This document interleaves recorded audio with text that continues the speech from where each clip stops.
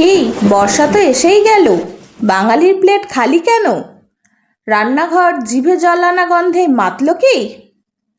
রথ টানলে যেমন দুর্গা আসে, তেমনি রথ টানলে নাকি ইলিশও আসে। আগেকার দিনের লোকজন তাই বলতেন।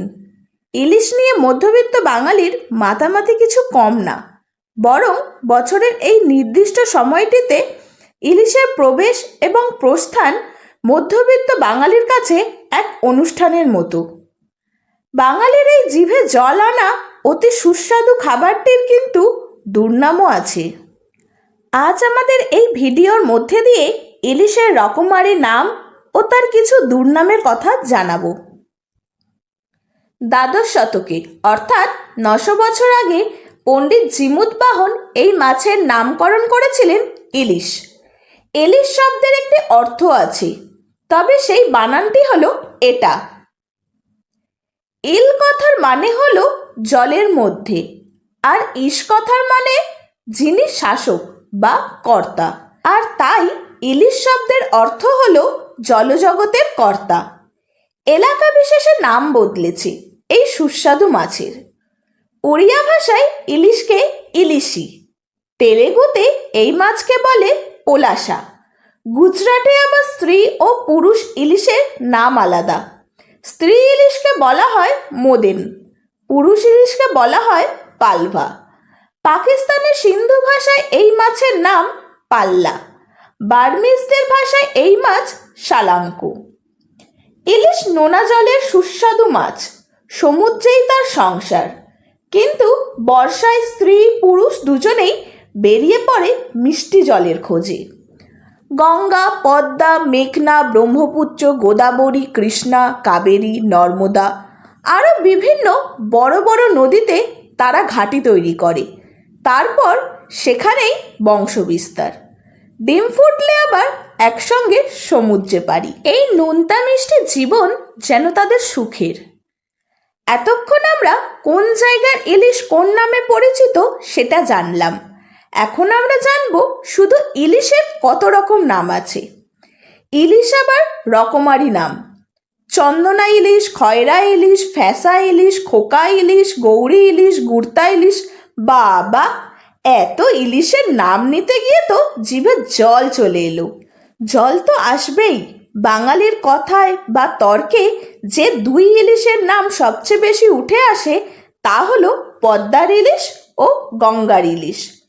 ইলিশ না চিংড়ি, এ যেমন ঘটিও বাঙালদের কাছে এক তর্কের বিষয়, তেমনি পদ্মা না গঙ্গার ইলিশ কোনটি বেশি সুস্বাদু তা নিয়ে ঘটি ও বাঙালের মধ্যে একটা হাড্ডাহাড্ডি লড়াই চলে, যেন মনে হয় মোহনবাগান আর ইস্ট বেঙ্গল।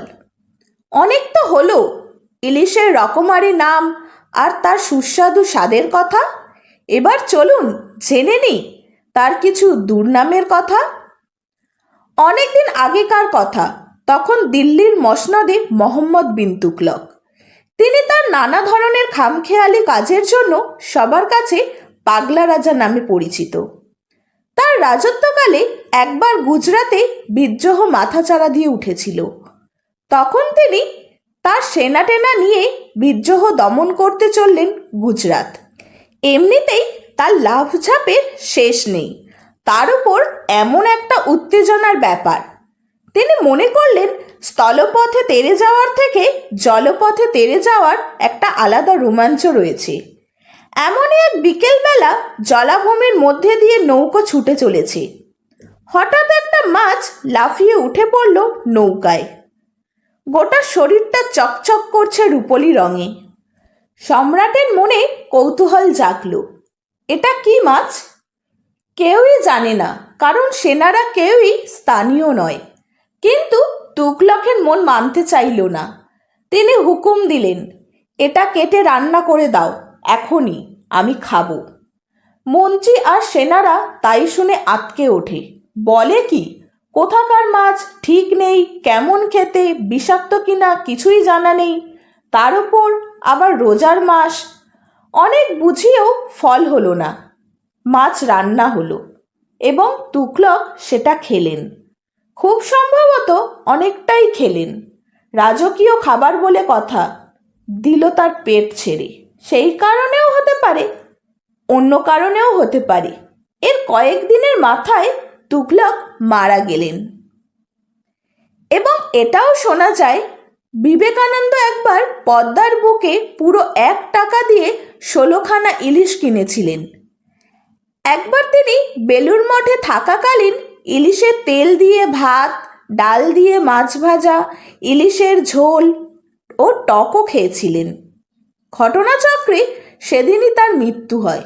যাই হোক, ইলিশ নিয়ে বাংলা সাহিত্যে লেখালেখি কিছু কম হয়নি। আমাদের এই ভিডিওটি এখানেই শেষ করলাম। ভিডিওটি যদি আপনাদের ভালো লেগে থাকে, ভিডিওটিতে একটি লাইক আর চ্যানেলটিকে সাবস্ক্রাইব করবেন।